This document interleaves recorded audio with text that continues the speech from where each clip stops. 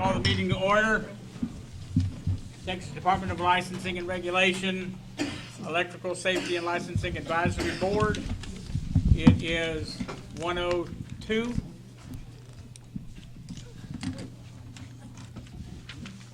Call the roll to determine we have a quorum.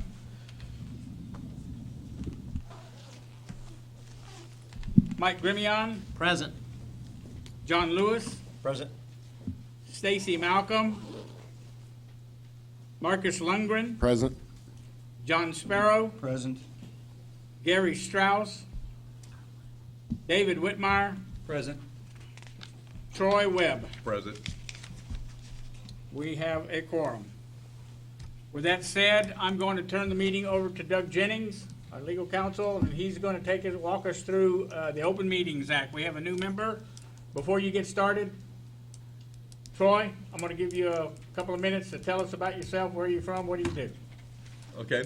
First of all, pleasure to be here. Thank you, gentlemen and ladies. Originally from just outside Houston, Deer Park. Got over 30 years experience in heavy industrial electrical. Mr. Webb, And, may I ask you please to speak into the microphone? sure thing. We're recording. Thank you. How about now? Very good. Again, pleasure to be here. Thank you, everybody. Just live up outside Houston, Deer Park. Been in the trade for over 30 years, doing heavy electrical work for all the industrial, Midland, heavy refining, and everything all across North America for a company, which I work for a company built in Wisconsin now, which oversee their department. And like I said, I'm happy to join the team here on the board. Great to have you, Troy. Okay, with that said, Doug, I'm going to turn the meeting over to you for our education on open meetings. Thank you, Mr. Chairman. Ooh, hot mic, hot mic.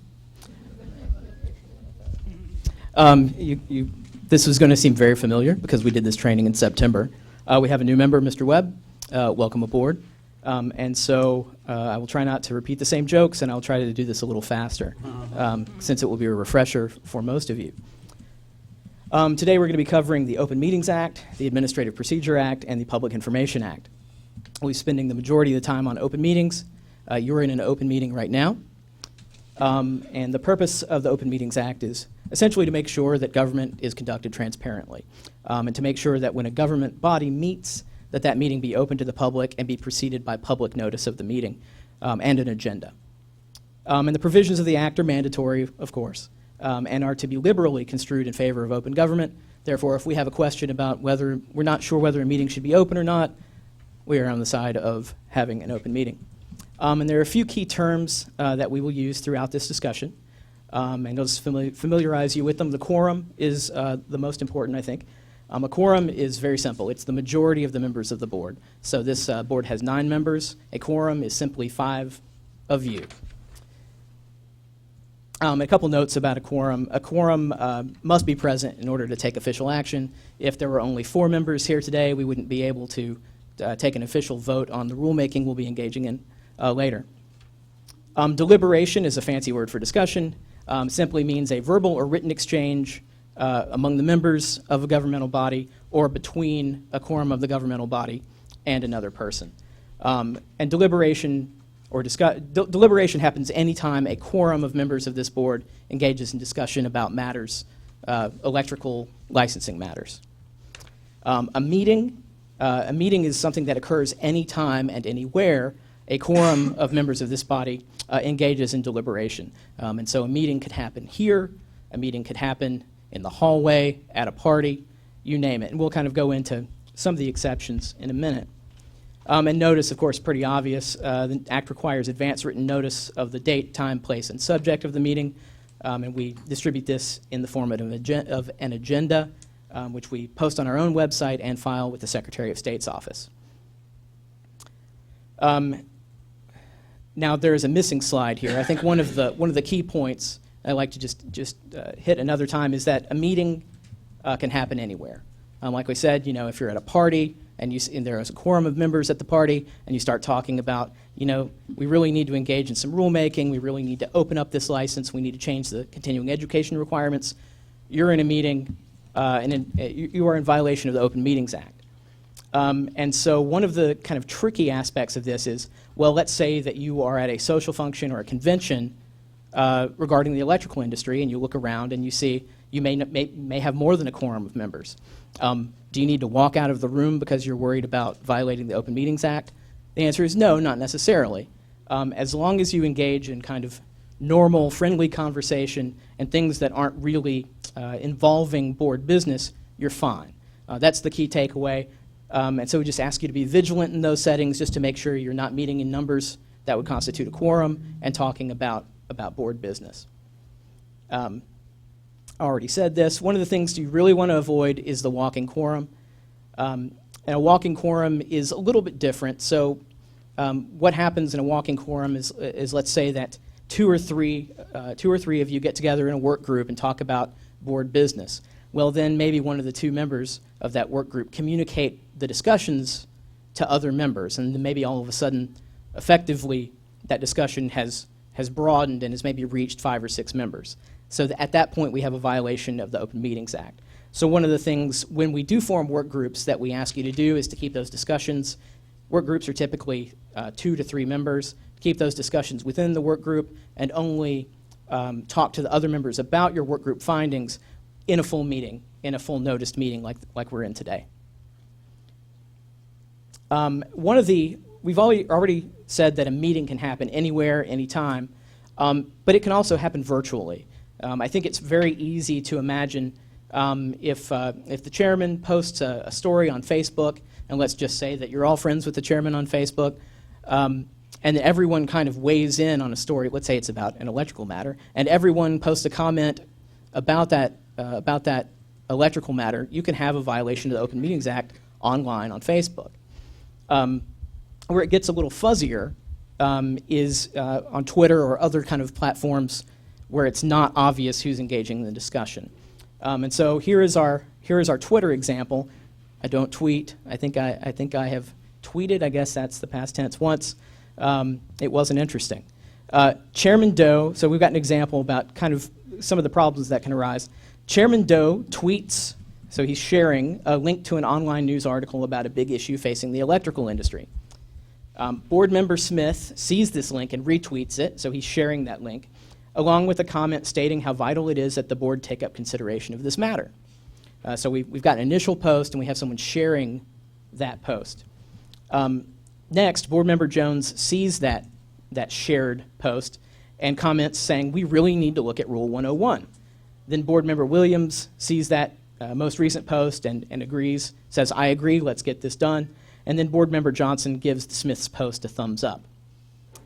Oh man, I also had a funnier one last time. I think I also included an animated GIF of the American flag.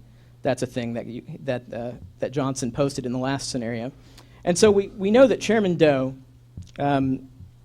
may or may not know that everyone on the board is going to comment in response to this article. If Chairman Doe knows that everyone's going to engage in that discussion, he's violated the Open Meetings Act. And same on down the line. But let's just say, for example, that Chairman Doe doesn't anticipate that everyone on the board, or a quorum of the board is going to comment on the story. So let's just take a board the size of this one, 9. So we've got one member tweeting. We've got a second weighing in on the tweet. We have a third. So we're getting closer to danger territory. Then we have a fourth commenting on it. And so remember, quorum is 5. So Johnson may be violating the Open Meetings Act.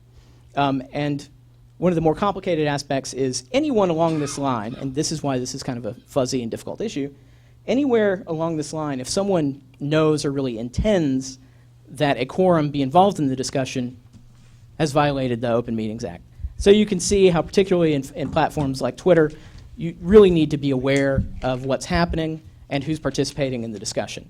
Now, there are no easy answers here, but I wanted to pose a scenario that where the answers aren't immediately clear, so you can be wary and be cautious. So some best practices to avoid a walking quorum. If you meet in small groups to discuss board or committee business, don't communicate those discussions to others. Don't send emails or text messages to a quorum of members regarding official business. And be careful about creating posts on social media. I don't think we'll go so far as to say don't, But when you are engaging in discussions on social media, be especially careful about violating the Open Meetings Act. And we'll switch gears a little bit, talking about guidelines for open sessions or open meetings. We're in one today. You have the agenda before you, and the board is limited to discussing the specific items on the agenda. One of the things that can happen during the public comment period, for example, a public commenter could weigh in on some topics that aren't on today's agenda. You're very limited in that discussion. You can hear that person out, but can't really engage in substantive discussions. One of the things you might want to do is suggest that at the next meeting of the board, that topic be placed on the agenda for further analysis. So to avoid violating the act on the basis of insufficient notice, you'll want to limit discussions to those items placed on the agenda. And if you feel like a discussion is veering off course from what's placed on the agenda, just be very wary. Usually Ms. Winston or the chair will kind of rein you in there. If you have an item for a future agenda that you would like to discuss, just communicate it to staff. You can talk to me. You can talk to anyone in this room from TDLR. We'll make sure it gets on the agenda. And of course, there are penalties for Open Meetings Act violations, or remedies, I guess we'll start with. Any interested person, including the media, may petition the courts to stop an action taken in violation of the Open Meetings Act.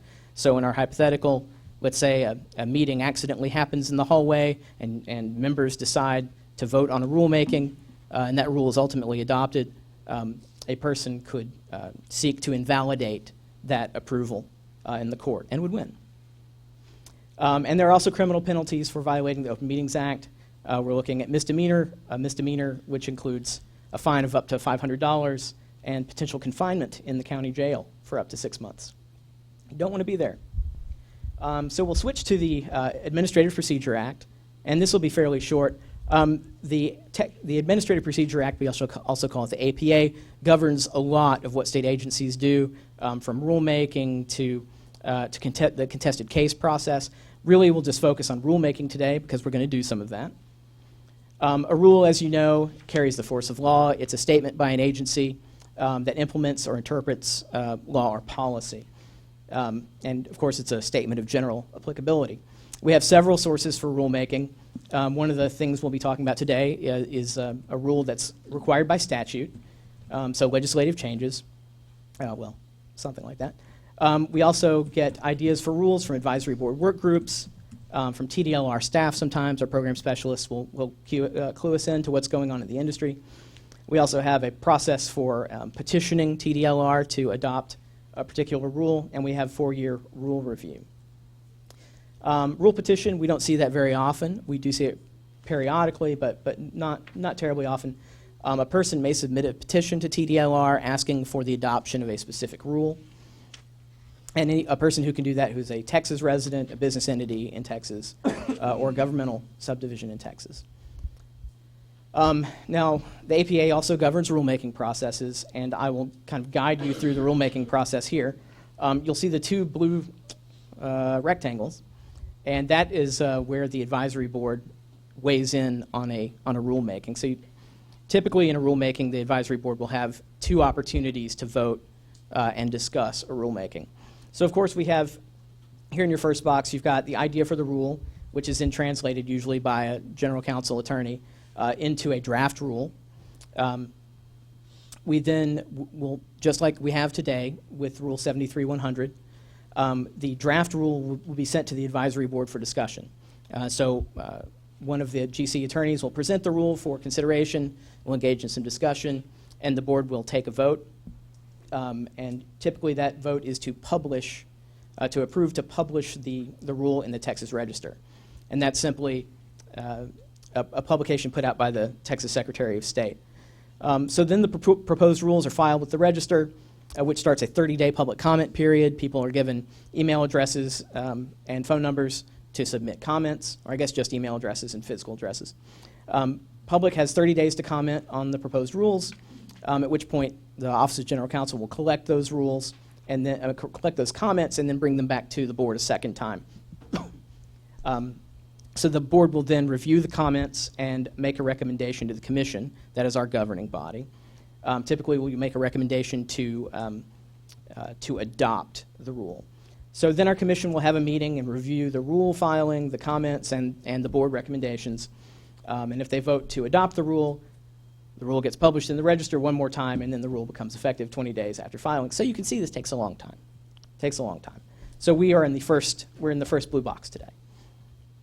There's also a process called rule review, and that happens on a 4-year basis. It's where a statute tells us every 4 years you must look at your rules and determine if they are still necessary.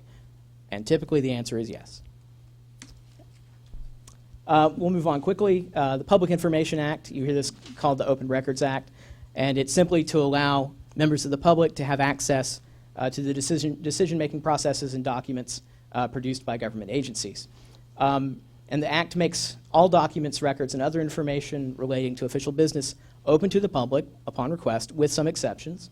And for your purposes, you'll want to keep in mind that public information could contain any information on a personal or TDLR electronic device that is about state business. So for example, if staff emails you to a personal or business email address about board business, that's potentially subject to an open records request. If we have someone who says, I would like a copy of all emails between the chair and staff regarding the January 8th meeting, we have a team in General Counsel that will go in, find those emails, and forward them to the requester, and withhold if there's any sensitive information that can be subject to withholding.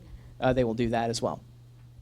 The key here is if you receive an email or any kind of communication in writing that is asking you, or that you think is asking you for information, either in your custody or in the custody of TDLR, please get in touch with us. Yeah, please get in touch with General Counsel immediately. You can call me, and I can instruct you on what to do. Basically, we have a 10-day window to respond to these requests typically, and timing is very important. So if you get anything that you think might even be a request for documents, just forward it to us, forward it to staff, or forward it to me, and we'll get it taken care of. And you can rest assured that sensitive personal information, if for some reason that's contained in those emails or texts, should be withheld. Any questions?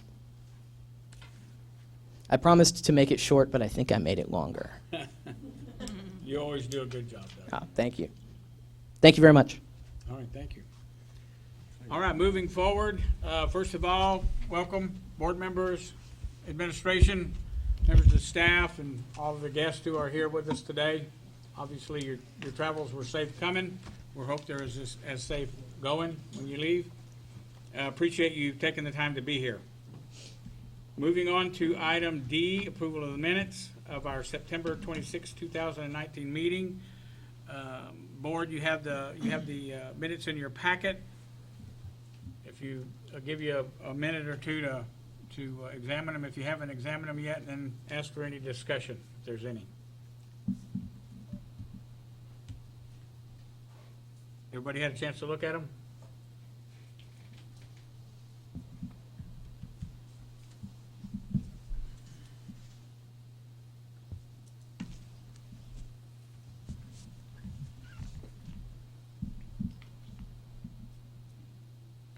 Mr. Chairman, I move to approve the minutes. Okay, motion to approve. Do I have a second? Mr. Chairman, I second. Okay, state your names whenever you make your motion. I'll let you do it. Jon Lewis, motion to approve. David Whitmire, motion to second. Okay, very good. All right, I have a motion and a second. I'm going to call the question. All in favor, say aye. Aye. Any opposed? Motion carries. Moving on to item E, public comment. Do we have anybody that signed up for public comment? Nobody has signed up? Okay. All right, we'll move on to item F, staff reports. Licensing division will be reported to by Lisa Hoviak. Am I pronouncing that right? You are. Okay, thank you. And thank you for pronouncing it right. I'm Lisa Hoviak, the licensing manager. And my report has fiscal year 2019 as well as the first quarter for fiscal year 2020. The numbers are somewhat consistent. We did see, as we always do, an increase with apprentices. For the first quarter, we have just over 2,400 in the total population. I expect that that will continue to rise, because it usually does. And also wanted to mention that we, as I'm sure you know, but we have a new reciprocity state with journeyman licenses, and that's Iowa. And so Jerry may have a few more states to add to that. I don't know yet, but he'll probably bring that up in his presentation. And overall, the agency is hiring more people, and I'm excited to be getting 2 more people. I just hired 1, so that's going to help my team out quite a bit. And I'll be happy to answer any questions that you may have. Any questions from the board? Thank you. Thank you very much. All right, moving on to F2, Customer Service Division, Don Robinson.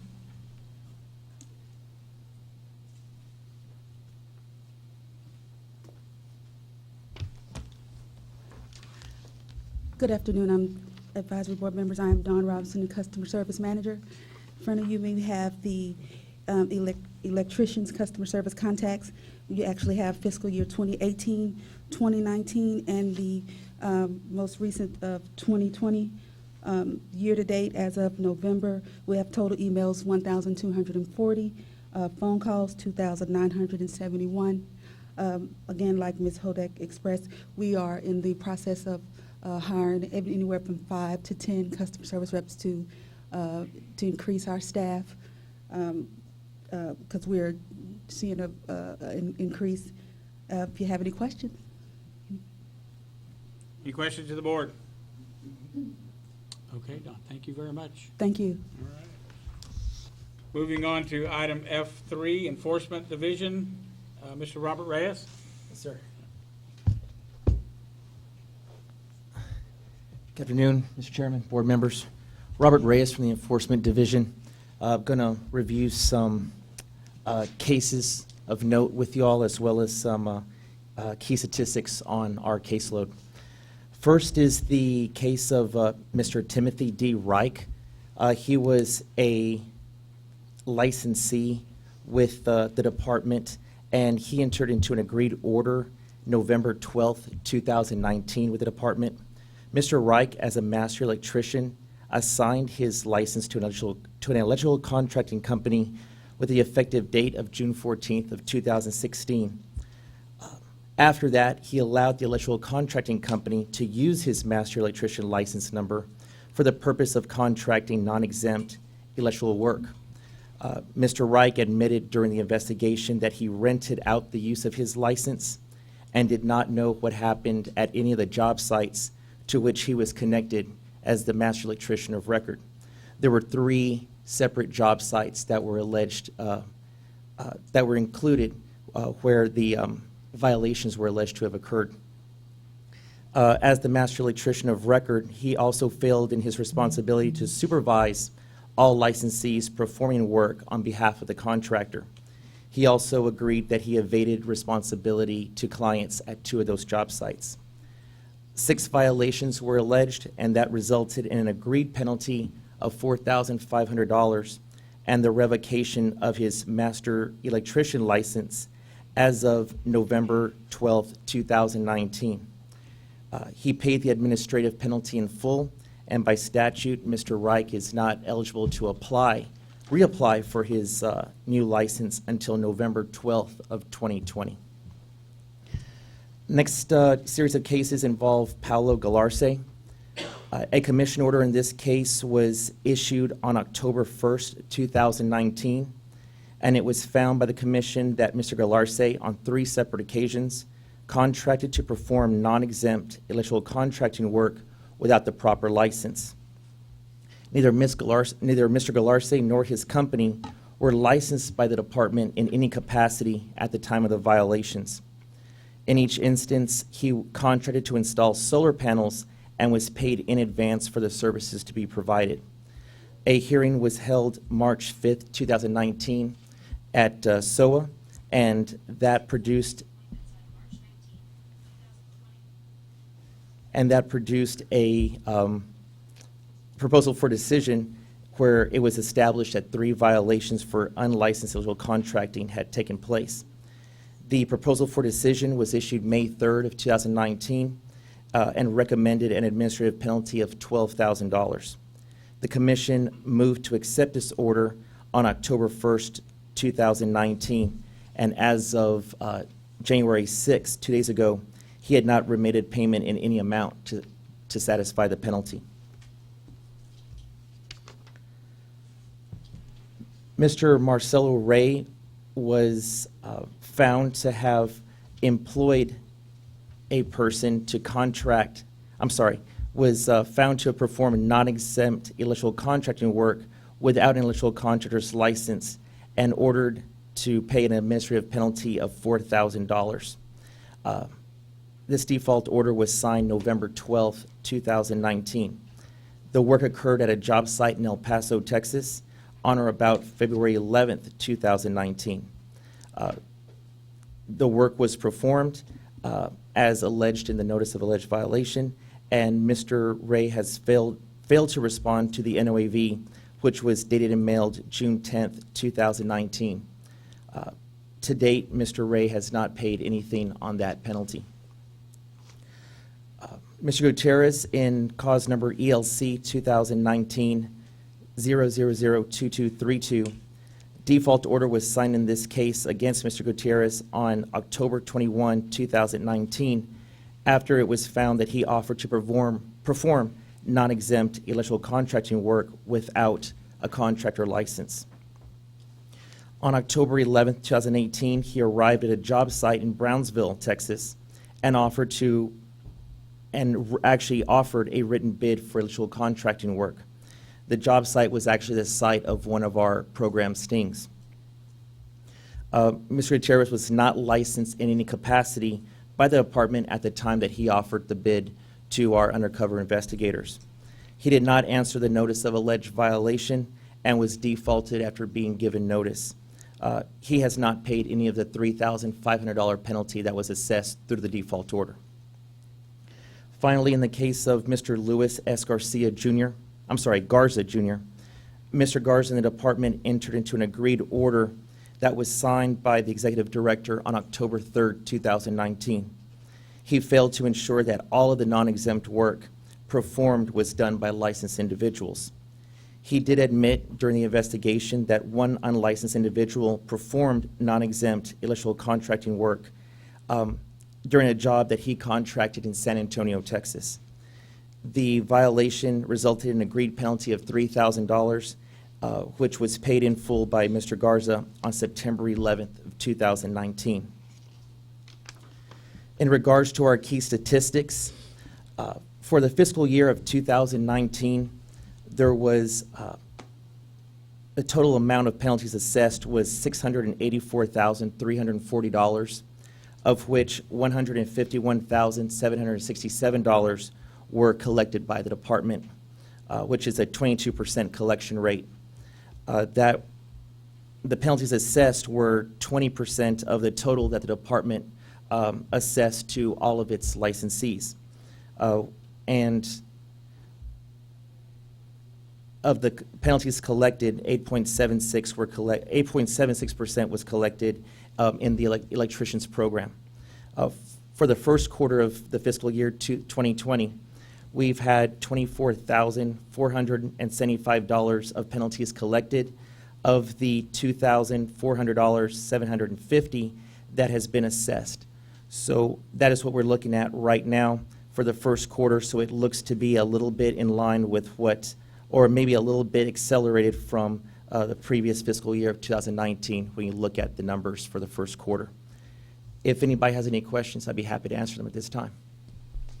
Look, Mark Roach, it looks like the other thing that's kind of accelerated is the case is already filed. It's basically 2 months of the fiscal year. Am I reading that? No, 3 months of the fiscal year? As far as the case is opened, that's what it looks like right now. Yes, sir. It could be a multitude of factors right there. Not exactly sure why, but I know that working on the program, we get a lot of complaints that are coming in. Could be a busy year. Well, it was very, very hot this summer. All right. Any questions, board? Very good, Rob. Thank you very much. Thank you, sir. Moving on to F4, Education and Examination Division, Rebecca Armas.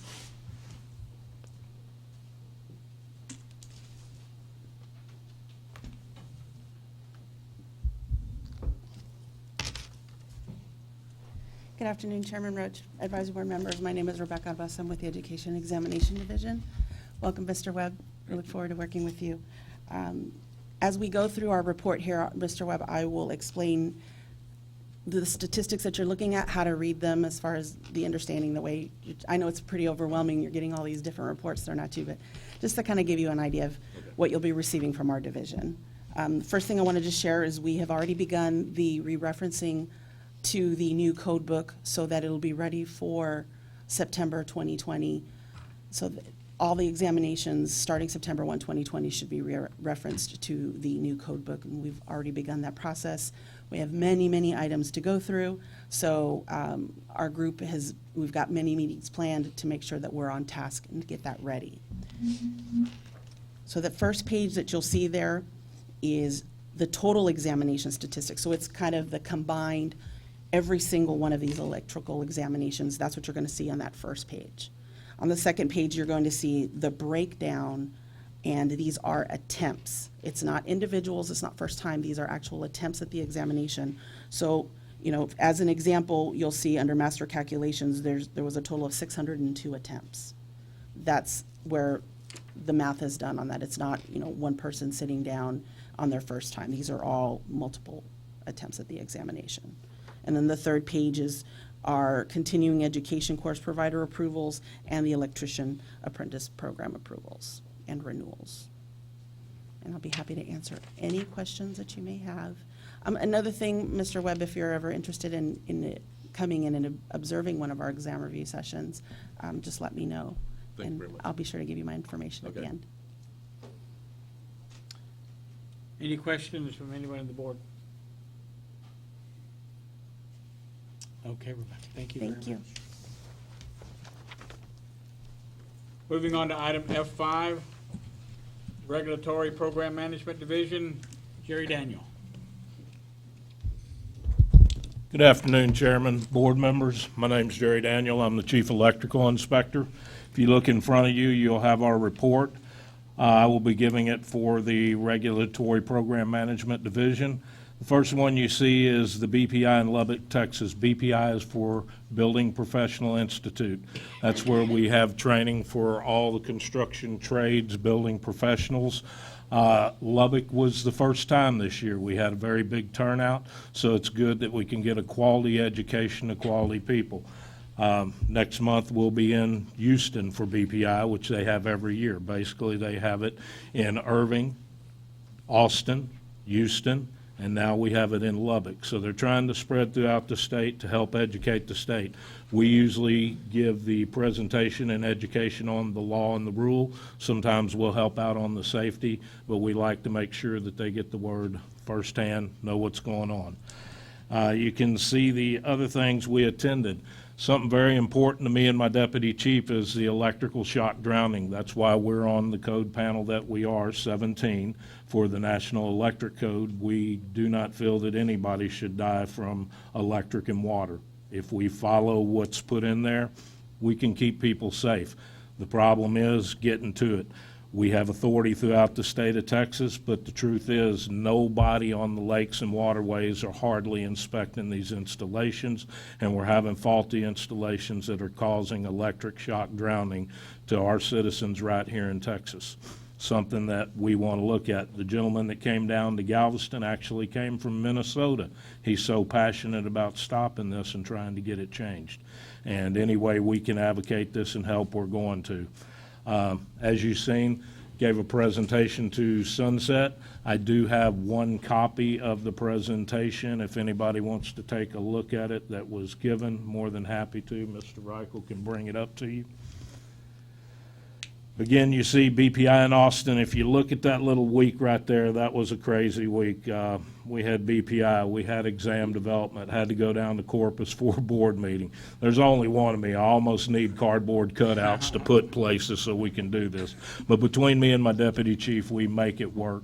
and try to get everything done. One thing I would like to touch on, the exam development. Had a lot of questions here. People come in and they've actually thought the exam's unfair. Mr. Roach, you were at that exam. Could you give an overview of your thought and what you thought of that exam development? Yes, I can, real quick. And by the way, any of the board members who have an opportunity to sit in one of those sessions, I strongly advise it. I didn't for many years, and I sat in the one back in, when was it? November. November. And I was beyond impressed. I was completely blown away at the caliber of gentlemen that were sitting in that room I was sharing that room with. It was just an absolutely incredible process. And when it was all said and done, I had fashioned the words, my response to anybody who complained to me about the electrical exams, and that would be that there are only two types of candidates who take the electrical exam for the state of Texas: those who have studied and those who have not. And if you have not studied, you probably won't pass. That's simple. It's about That was a great experience. I'm going back in February. Welcome to see you. I'd put my SMEs up against anybody in this United States. I think we have the best group. We've had some of the top people there are, and we still do. It is a fair process that we go through. Every code cycle, we will have applications out from March 1st till May 31st for the new exam board to serve for the 3-year code cycle. So anybody that's interested on this board, please, I look forward to seeing your application. We would like to have that continuity between both of the boards so you know exactly what's going on. But remember, we can't have too many because we can't put a quorum Right, together. right. Can't put a quorum in there. For the administration, David, you were there, but I'm here to tell you the intellectual level was beyond imagination. It really was, and not an ego in the room. That was incredible, absolutely incredible. Thank you. Corpus Christi is probably near and dear to you because that's where you're from. We had some issues down there that we went to their board meeting, cleared up, made sure understood what their rights were and what we do, and explained to them. And I think we're going to have a better working relationship in time to come, because that's what we try to do, at least with the electrical program. Every city, we try to work with them, help them out any way that we possibly can. We don't go into cities and tell people this is what you got to do. We ask them to ask us to come to them and help them, and that's exactly what we did.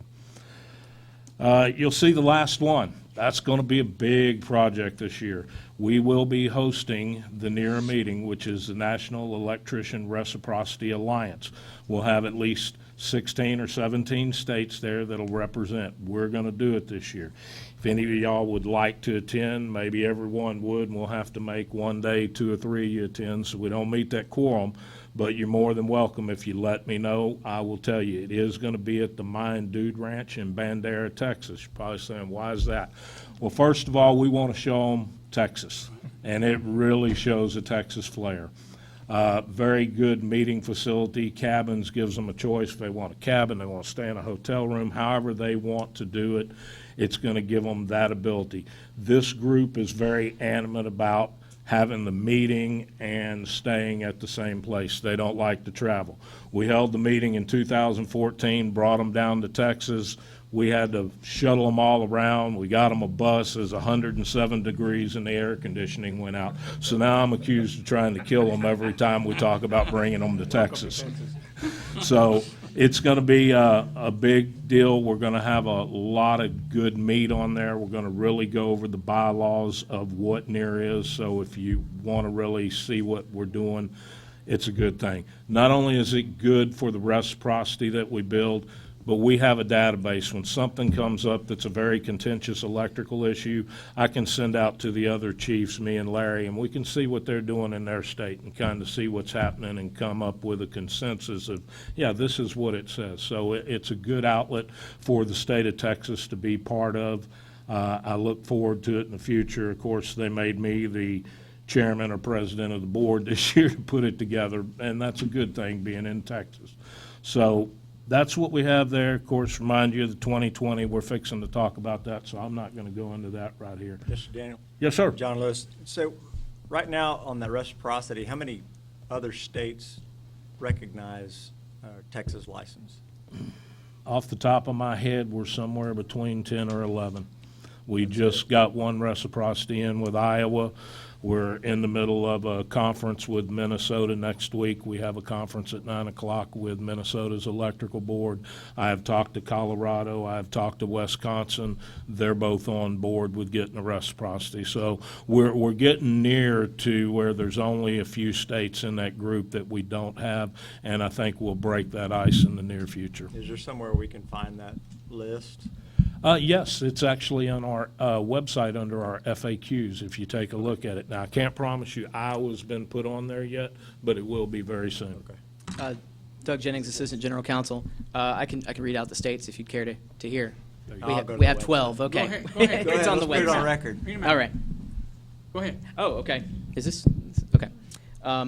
Alaska, Arkansas, Idaho, Iowa, Louisiana, Montana, Nebraska, New Mexico, North Carolina, Oklahoma, South Dakota, and Wyoming. Now, most of those are for journeyman, the journeyman license, and there are a couple that are master electrician license, and that is Louisiana and I think North Carolina. That is Yeah, correct. That's correct. Yeah. And we're always in the process of trying to add more states. Doug, Marcus Thundergreen, I have a question on that. Does the master, I've had several people ask me, does the master reciprocate in place of the journeyman license with the other states? So in other words, if an individual holds a Texas master's license, does it reciprocate as the journeyman license with the other states? Part of the NERA agreement that is in our bylaws, that if we have a reciprocity agreement with one of the NERA states and a master comes in, yes, we will reciprocity a journeyman license. But we have to look at it because not everybody's called a master all over the United States. We have qualifying party, supervising party, different names that they name them, electrical contractor, unlimited electrical contractor. But yes, if that is their top dog like our master, we have a reciprocity agreement for journeyman. The bylaw says we will grant them a journeyman license. So we do have that in place through the NERA agreement. Jerry, Mark Roach, in reverse, our masters going into the other states. Is our masters qualifying for the journeyman in their state? As long as they've took the state electrical exam, yes, they do. It works the same way. The reciprocity works in reverse. Okay. Any other questions? I have one more All right. question. Of course, Jon Lewis, I'm the sign guy, right? So we hold the sign master electrician. So my question would be, is it the same list of states for that, or is it different? Believe it or not, a lot of states, they don't have a sign license. They expect the electrical contractor to do it, or they just don't even regulate it. But if that's something you would like to look into, I'll start talking to the NERA members and see which one of them actually have a sign license, and if they would be interested in entertaining some reciprocity with the sign. Absolutely. Yes, So I can do that, Mr. Lewis. Thank you. You're more than welcome. Thank you. So Jerry, Troy Webb, upon that question, again, industrial electricians that we have for Texas, are they able to reciprocate with those states? I know it's kind of a fine line right there, so. Right now, it's just a journeyman, and it's the same answer with the sign. A lot of these states up there, they don't have an industrial journeyman. It's just a journeyman, and then some of them have an unlimited journeyman and then a limited journeyman. Different things. So, we have to put the apples to apples together. We can't have the apples and peaches. Thank you. Anyone else? Real quick, feedback, City of Corpus Christi, before you got down there, they were in their angry mode and talking in their outside voices. And by the time you got done with them, they were calmed down and completely and totally understood. Well, it was definitely a team effort because it wasn't just me. We had an enforcement prosecutor, Mr. Meadlock, and we also had our government liaison, Mr. Bruno. So it was a team effort going down there, getting everything straightened out. I think when we were through that they were very happy. They understood what we could do for them, what they needed to do for themselves, and they have my card. So if they want us to come down, help them about how to do sweeps, how to check for the license, we offered that up too. So I left there feeling like they were very happy. They were very, very pleased, very pleased. Y'all did a good job. All right. Okay. Anything else? Okay, Gary, thank you. Mary, can I go back to item 4 real quick, under examination, education and examination, and ask Ray for a little insight that I think I picked up on at the review meeting? If that's going to be part of, sure, call Ray back up there. Yeah. He can give you some updates. You don't need to come. You don't need to come up, Ray. It was just it's kind of an accolade for Texas. I understand in our meeting, I think I picked up on the fact that other states are starting to recognize the great job that you and the team in Texas is doing in the examination process, and are asking y'all for y'all's playbook, so to speak. Ray Pizarro, Director of Education Examination. I guess those are accurate words. Yes. That's impressive. You want me to elaborate? Or? Ray, I just answered the question. David Gonzalez with Elaboration's up to TDLR. you. I just threw it out on the table. Yeah. As Jerry said and Rebecca, the team has done an outstanding job. And this is, for those of you who haven't been here since the inception of the electrician program back in 2003, we had nothing. We really had nothing. We started from scratch, and it was pulling teeth just to try to get something together. And the guys worked extremely hard. You're talking about folks not agreeing in the room, and it was a fight, really. It really was. And we've come a long way.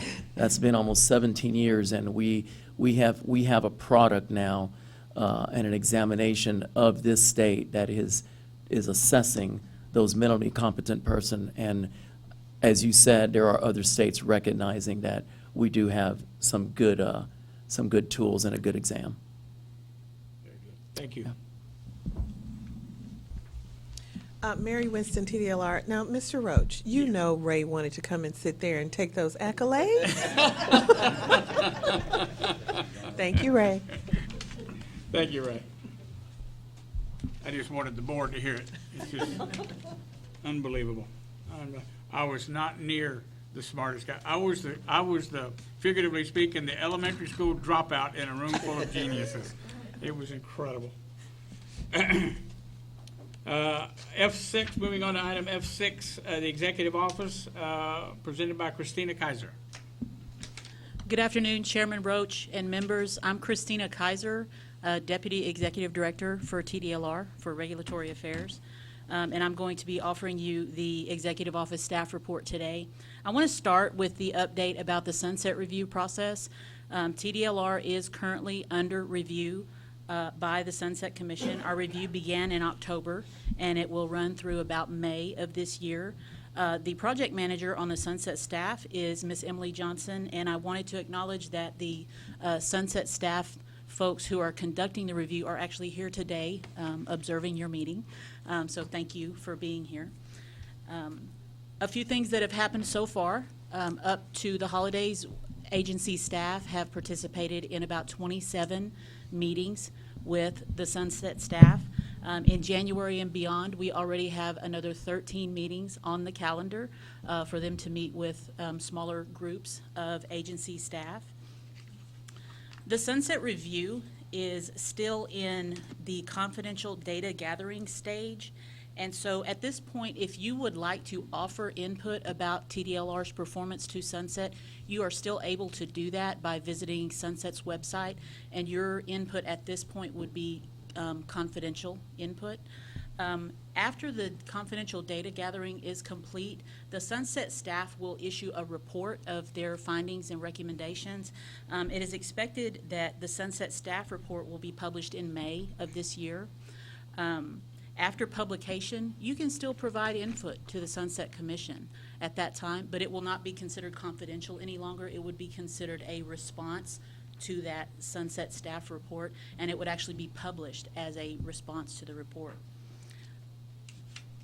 The next steps that follow after the publication of the Sunset staff report are, first, there is a public hearing of the Sunset Commission. That is expected to happen about 2 months after the staff report is published, so we're around July at that point. At the public hearing of the Sunset Commission, the Sunset staff will make a presentation of their findings and recommendations. Agency staff from TDLR will also speak and answer questions, and probably some of our commissioners as well. And then there is an opportunity at that public hearing for public testimony to be given. So any member of the public that wants to speak about the agency can provide testimony at that time. After the public hearing is concluded, about 1 month later, there will be a decision meeting of the Sunset Commission. So at we're expecting that around August of this year. At the decision meeting, there is no public testimony taken. The Sunset Commission at that time will actually be considering the recommendations made by the Sunset staff in their report. And ultimately, the Sunset Commission may accept the recommendations, not accept them, or modify them. Also at that time, Sunset Commission members may bring up their own recommendations independent of anything that the staff recommended. Ultimately, the process, the outcomes of this process are primarily two things. There are, first, we're hoping that there will be a finding that the agency should continue in existence. That's an important step. But ultimately, there are typically statutory change recommendations, and if those are accepted by the Sunset Commission, then those are taken up in the next legislative session in the form of a bill that would modify or propose to modify statutes. There also may be management actions that are recommended by the Sunset Commission that don't require a law change, but those would just be changes in something that TDLR does as a procedural or policy thing. So the Sunset Commission's website is, not surprising, www.sunset.texas.gov. If anyone is interested in providing input, that would be the place to go to do that at this point. Part of the executive office's report is also, we always want to provide information about the traffic on the electricians' portion of TDLR's website. So I have a little bit of information about that. So over the past 6 months, so specifically from July 1 to December 31 of 2019, the electricians' website has had 277,739 views, or an average of 1,509 per day. 39% of those were visits through a desktop computer, 58% were from a smartphone, and it looks like 3% were from a tablet. And top reasons for folks visiting the electrician's website, to look at forms, to look at frequently asked questions, to look at information about apprentice programs, to look at exam information, and then number 5 is to look at agency administrative rules.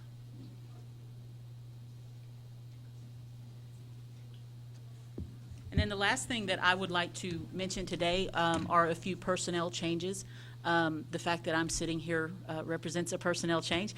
You may remember our previous Deputy Executive Director, Carla James. She retired from the agency on November 30th. And so our executive director, Brian, decided that because of growth and responsibilities, he needed to hire 2 people to take Carla's place. And so he hired the 2 of us, David Gonzalez, sitting here next to me, and myself, Christina Kaiser, were promoted effective December 1 to serve as deputy executive directors, along with Mike Arizmendez, who was already a deputy executive director. So now there are 3 of us. David and I were previously in director positions, and so we have already hired the folks to take our place in those director positions. So I'd like to acknowledge Charlotte Melder was promoted to the director position in regulatory program management, David's former division, and Ron Foster was promoted to director of enforcement to fill my former position. And I look forward to those two doing a great job in their two new positions. I am happy to answer any questions that you may have about these materials or anything else for executive. Christina, Mark Roach, can you give just a real brief overview of just who is the Sunset Commission? Who makes up the Sunset? Is it one guy? Is it 10 guys? Kind of explain it to the group here, how that Sunset Commission works. I would hate to speak wrong.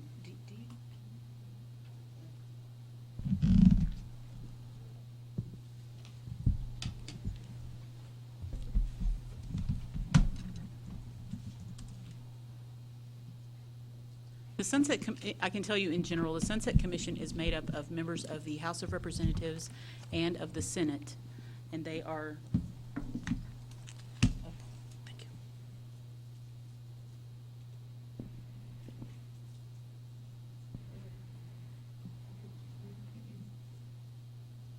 Specifically, let me, if I can. And so specifically, the Sunset Commission consists of 5 senators, 5 representatives, and 2 members of the public. And they are appointed by the Lieutenant Governor and the Speaker of the House. Okay. And they are an actual agency of the state of Texas, and their responsibility is to review agencies and determine, and that's done on a periodic basis. Typically, it's done every 12 years. But that date for an agency's review is set in each agency's statute. And the point of the review, as I said, is ultimately to determine if the agency should continue to exist, if they still add some value for the state of Texas. And then if the answer is yes, then should there be changes made to their statute or their operations to create additional efficiency or additional other value of some sort. Thank you. Did that help? The reason I wanted you to explain that is so that everybody would understand that all the exchange is essentially going straight to the top. There's no in between where there's a failure to communicate, the intentions and whatnot. They're hearing it straight up. So, okay, Christina, thank you. Other questions? Okay, anybody got any questions, Christina? Thank you. Thank you. That was enough. Congratulations, yes. On behalf of the board, congratulations for all the promotions, I think. Congratulations. Thank you. You just got your wagons loaded. Okay. All right, moving on then to item G on the agenda, discussion and possible recommendation on proposed amendments to existing rule at the 16 Texas Administrative Code, TAC, Chapter 73, Article 73.100, regarding the electricians program. The proposed amendments are necessary to adopt the 2020 National Electric Code as required by the Texas Electrical Safety and Licensing Act, Occupations Code 1305.101A2. And I will turn it over to Doug Jennings and Jerry Daniel for the simple presentation. Thank you, Chairman Roach. Thank you, board members. As you may know, and I'm sure you do, by law we are required, TDLR is required to adopt the new version of the National Electrical Code, the NEC, every 3 years after its adoption. The 2020 NEC was approved last August 25th. And it has become clear to us the industry expects us to have that, have the new code in place by September 1st. I think 3 years ago we missed that deadline by 2 weeks. It took effect September 15th. We're back on track, and we want to make it September 1st this year. If you'll recall my presentation about the Administrative Procedure Act, this will be your first look at this proposed amendment that would implement the 2020 NEC. And we'll talk about the details in a minute, but ultimately the action I'm asking you to take today is to approve publication of this proposed rule so that we may publish the rule in the Texas Register and begin the 30-day comment period.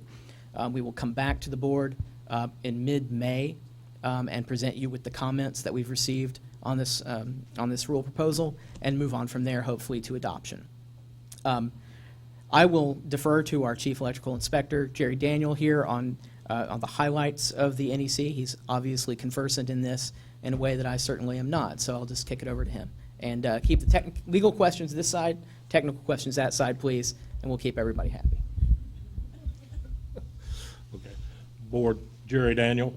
If you take a look, this will be the first code that Texas has ever had that has our input specifically on Code Panel 17.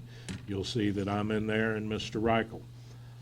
That's a big thing that we have input on the code now. We're trying to work with our other departments that are in construction and get some of them on the board, like elevators. There's an elevator section in there, could really use some help. One thing that's been identified on the code panels, it's very heavy on the manufacturer side. We don't have a enforcement, as they call it, technical, like an inspector. We don't have that many on there, and we need more. Right now, I think some of you that are very proficient with the code, I think you see some things in there that you question. Why was this put in? Where's the substantiation? That's one of the reasons we're there, is because we want to see things that have substantiation, that there's a need for this safety. Are people actually getting electrocuted? Why are we just doing this? Are we doing this because a manufacturer wants to sell a product? No, we don't do that. If it's a safety need, then we need to have it. So it's a big thing to have it in there. There's always changes, as each of you know, that come into a new code change. Probably the biggest that the firefighters have been fighting for the last 3 cycles is the disconnect outside. Now we can't put the meter on the house and run through to the garage and put our main disconnect and overcurrent devices in the garage. We can still put our overcurrent devices and panels in the garage, but we've got to have a way on the outside to shut it off so the firefighters can fight that fire. Apparently, we've lost a lot of firefighters in the past from electrocution, and that is why they had been fighting for this for 3 cycles. They finally made it. My hat's off to them. A lot of people are saying it's going to cost more money. It's really not going to cost any more money. It's just a matter of the change of how I do that house when I wire that service. Now, on all new construction, when it goes into effect, they'll have to have it. Anytime we have a service change out, they're going to have to actually have it. If you read it, we have some guidelines that we can go by. So there's a few other things that can be done there that the cities can look at doing.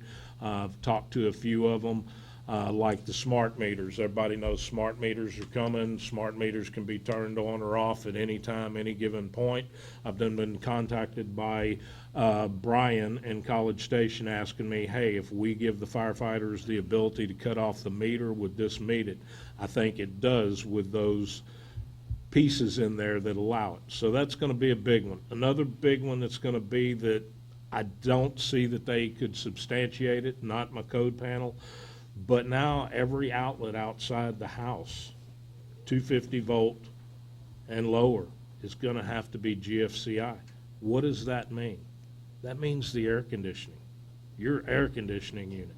I am very concerned in the southern parts of the states. Are we going to have more danger if that GFCI trips on that breaker with heat-related deaths than we are the one person that they substantiated this for? I'm not really sure, but it is what it is. We as the state do not have the ability to amend the code. We only have the ability to move forward with the code. Now, the municipalities and regions out there, they do have the ability to amend the state code if they want. Problem with amending the code is we have to go back to 90.4, which tells us very, very clearly that, yes, you as an AHJ, authority having jurisdiction, can amend this code. But if you amend this code, you must prove that what you took out or amended is more stringent than what was in there. That becomes very hard, especially a lot of people like to amend and take out the arc faults. How am I going to prove that it's safer? So those are really some of them. We've expanded the tamper-proof. Doing a fiscal impact, I do not see that it's going to be more than $200 cost in a residential setting. If you have any other questions, I'm more than happy to answer it. Anybody got any questions? John Sparrow, Jerry, yeah, on the disconnects on the exterior, is it kind of the red handle disconnect, or is that gonna be still able to use it with just the main breaker? They'll be able to use it with the main breaker if that main breaker is within 50 foot in sight. If it is not, then we're gonna have to have a way to disconnect that service, because we don't want the panel around the back side of the house, technician working on the air conditioning, somebody says, hey, why is my breaker off, flips it on, and all of a sudden we did harm to that technician. So we've gotta be in 50 foot or sight, or we've gotta have a means of locking out to be able to service that. Now, that's for means of disconnect. Yes. The GFI portion can be back at the. Absolutely, and that's where I expect it to be, inside the panel. I don't see that it's gonna be cost-effective to buy a single enclosure breaker to put at your air conditioning unit. The way I would do it was just like you said. I'd put the GFCI back in the panel. I'd still have my disconnect right there for the service technician. Yeah, I think the concern that the residential in particular have is, when we used to use pedestals, they would have a shut-off handle on it, and the kids would run down the street and shut everybody's power off to the houses, so. Right. Along with the water. Yeah. I don't want to get back into that situation again. Yeah, we don't want to get back to the pedestal, and we're not recommending that either. Of course, it'll be up to the contractor how he decides he wants to, but the home builders will be able to work with them and tell them, hey, we don't want this pedestal situation here, because just like you said. But very little effect. The cost on there for that breaker is going to probably be between $30 and $50 for that GFCI breaker. Mark Roach, Jerry, you and Larry both are probably well aware of this, but there's a large number of small communities who have volunteer fire departments who have adopted their municipal code under their municipal compliance, electrical compliance, that a means of disconnect be provided outdoors, because they don't have the expertise to go into a building and find the disconnect and get the power shut off. They don't want to endanger any of the firefighters, so they require a means of disconnect on the outside of the house to be hooked up before you can have the electricity turned on. So And it's by not, the, that concept is not new. right, and by the law 1305.201, the municipalities have the right to do that by ordinance, and that's how it had been going. The municipalities have been getting hit by the firefighters. They've been changing it in some of the municipalities, but now we have an overall change nationally, which is what we needed to protect our firefighters. Very good. That it? I just wanted to reiterate, Jerry already hit on this. We asked our RPM division to do a fiscal analysis of the rule update. We found no anticipated decrease in revenues for licensees. We found no adverse financial impact on licensees. Any costs, as Jerry alluded to, are fairly negligible. If there are no more questions, we would just ask that you approve the proposed rule for publication in the Texas Register. Thank you. Everybody understand the motion? All right, looking for a motion. John Sparrow, so moved. Second? David Whitmire, second. Got a motion and a second. Any other discussion? Call the question. All in favor, say aye. Aye. Any opposed? Motion carries. Thank you. Thank you. Thank you, board. All right, moving on to item H, recommendations for the agenda items for the next board meeting. Are there any members of the board who would like to have an item put on the next agenda for discussion?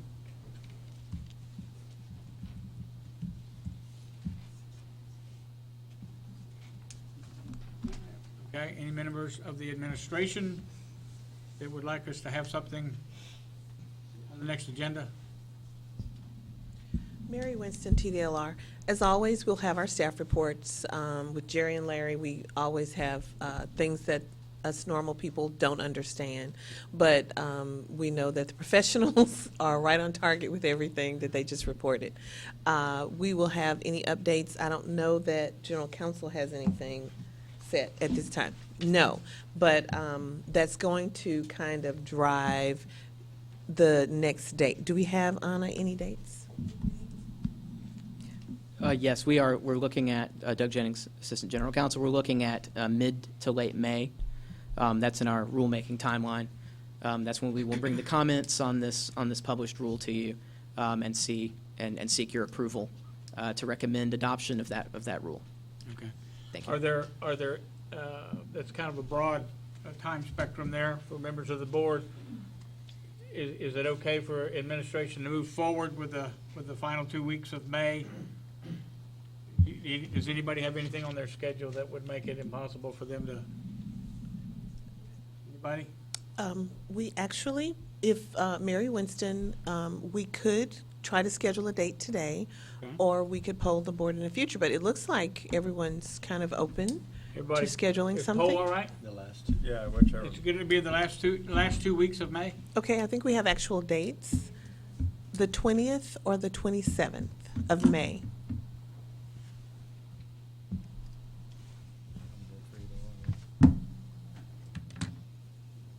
It's a Wednesday.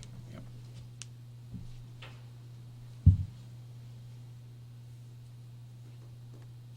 Either of those dates? Either of those dates? You and me. Okay. So Should are we we pick saying one? y'all pick 20th or the 27th? Mike Grumyan, I would prefer the 27th. Okay. There you go. All good? All right.